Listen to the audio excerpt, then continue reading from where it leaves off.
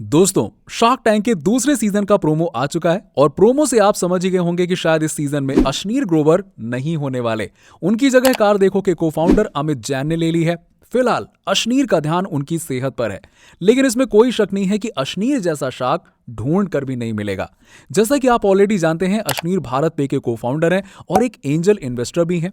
उनके पोर्टफोलियो में बीरा, कू ऐप और फ्रंट रो जैसे जाने माने ब्रांड्स हैं और उन्होंने शार्क टैंक के पहले सीजन में 20 स्टार्टअप्स में इन्वेस्ट किया था, जो आज की डेट में सक्सेसफुल भी हैं। हम अश्नीर के शार्क टैंक इन्वेस्टमेंट्स के बारे में और करियर के बारे में वीडियो बना चुके हैं। अगर आपने वो नहीं देखा है तो प्लीज आप उस वीडियो को देख लीजिए।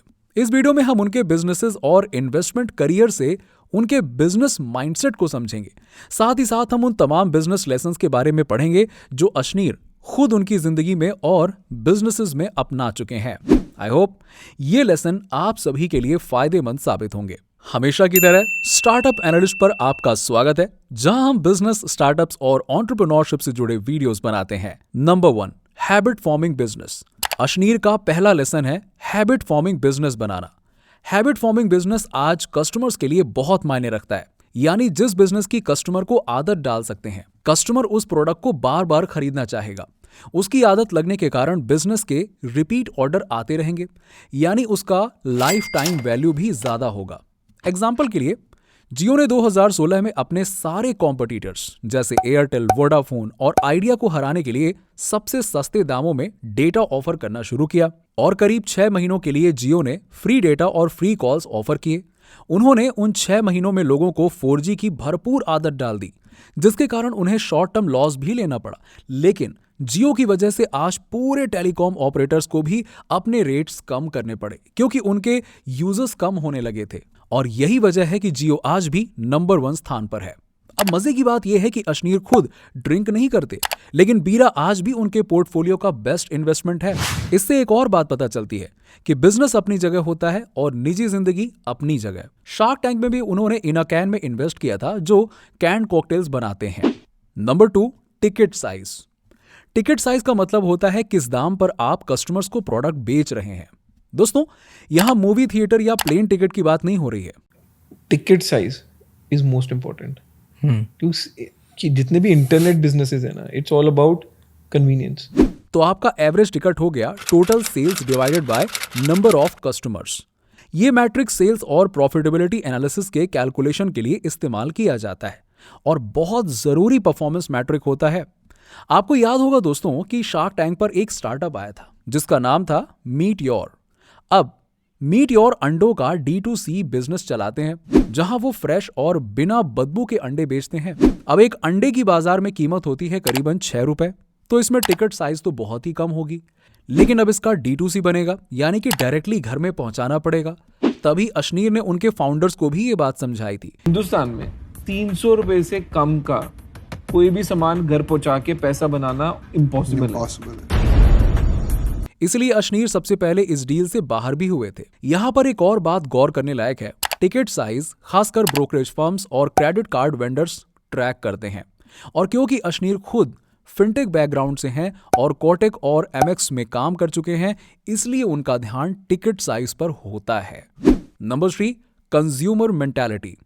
दोस्तों, शार्क टैंक की वजह से एंटरप्रेन्योरशिप की एक नई लहर भारत में फैल गई है, लेकिन इंडिया जैसे देश में बिजनेस बनाना बहुत मुश्किल काम है। ये बात खुद अश्नीर ने भी कही है। हर देश में बिजनेस अलग अलग तरीके, अलग अलग ढंग के बनते हैं। अगर आप यूएस में देखें तो वहां का बिजनेस और यूके के किसी बिजनेस में बहुत फर्क होगा। इसी वजह से कंज्यूमर मेंटालिटी, ये हर उस एंटरप्रेन्योर को समझना जरूरी है जो बिजनेस खड़ा करना चाहता है। इसी तरह इंडिया में भी बिजनेस का अपना तरीका होता है, क्योंकि इंडियन कंज्यूमर्स अमेरिका के कंज्यूमर से अलग सोचता है। अश्नीर के मुताबिक इंडियन कंज्यूमर्स को क्रैक करना बहुत टफ होता है। ये देखो, इंडियन कस्टमर तो ना सबसे क्या कहते हैं, स्पॉइल्ड कस्टमर है वर्ल्ड का। उसको सब कुछ सबसे सस्ता भी चाहिए, सबसे छोटे साइज में भी चाहिए और अभी चाहिए, एंड उसके बाद भी उसको डिस्काउंट चाहिए। जैसे अश्नीर भारत पे से पहले ग्रोफर्स में काम करते थे। वहां उन्होंने सीखा कि इंडियन कंज्यूमर्स को टारगेट कैसे करें, यानी कि कंज्यूमर को ग्रोसरीज खरीदने के लिए घर के बाहर ना जाना पड़े। लेकिन यहीं पर अश्नीर ने इंडियन कंज्यूमर्स की मेंटालिटी के बारे में समझाया। अब दोस्तों, इंडिया में लोग शाम को टहलते वक्त सब्जी वाले से सब्जी खरीदते हैं। ये हमारे यहाँ कंज्यूमर्स का नेचर होता है कि शाम हो गई है, चलो टहलने निकल पड़ते हैं। ऊपर से सब्जियां सब्जी मंडी से अच्छे दाम में मिल जाएंगी और ताजी भी मिलती हैं। वहीं अगर आप अमेरिका जैसे देशों में देखोगे तो वहां पर महीने भर का सामान रिटेल स्टोर से लेकर आते हैं, क्योंकि वहां पर स्टॉक पाइल करने की आदत है। तो किसी भी सक्सेसफुल बिजनेस को इस कंज्यूमर मेंटालिटी को समझना बहुत जरूरी है। Number 4, art of negotiation. क्या आपने ध्यान दिया कि जब भी शार्क टैंक पर शार्क्स और एंटरप्रेन्योर्स के बीच में डील बनाने की बात आती है तो सारे के सारे शार्क्स अशनीर की ओर देखते हैं, क्योंकि अशनीर नेगोशिएट करने में बड़े माहिर हैं। वो चंद मिनटों में एंटरप्रेन्योर को समझ जाते हैं और किसे किस तरह से निचोड़ना है उन्हें अच्छे से पता होता है। वो आके नेगोशिएट करेगा, भाई 10 पे तो ऑलरेडी फ्रेंड्स एंड फैमिली से करा है, निचोड़ लेता हूं ना, मैं निचोड़ लेता हूं। बिजनेस डील बनाने के लिए एंटरप्रेन्योर और इन्वेस्टर दोनों को समझौता करना पड़ता है वैल्यूएशन पर या फिर इक्विटी पर। इसके लिए किसका पलड़ा ज्यादा भारी है, इस पर बात आकर अटक जाती है। कभी कभी कुछ ऐसे बिजनेसेस आ जाते हैं जिसके लिए शार्क्स को उनके पीछे भागना पड़ता है, और ऐसे केसेस में इन्वेस्टर्स को उस तरीके की डील बनानी पड़ती है जिससे इन्वेस्टर का पल्ला भारी हो। आपको बूज का पिच याद होगा जिसमें अशनीर और विनीता मेजॉरिटी स्टेक के ऑनर बन गए। बट हमको 50% ऑफ कंपनी चाहिए, हमको 50% कंपनी का चाहिए, अदरवाइज नहीं है।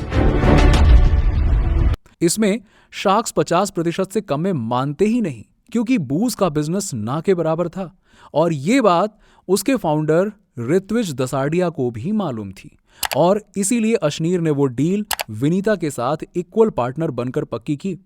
तो इसीलिए बिजनेस में नेगोशिएशन करना बहुत जरूरी होता है, जो अशनीर को बहुत अच्छे से आता है। नंबर 5, से नो। अशनीर उनकी ऑनेस्टी के लिए जाने जाते हैं।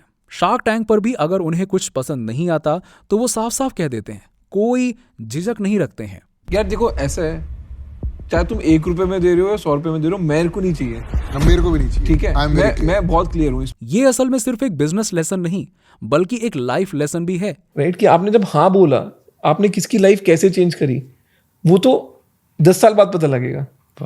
आपने ना बोलते वो तो 30 सेकंड में आप पे जजमेंट है ना कि ये ना कैसे बोल दिया इसने।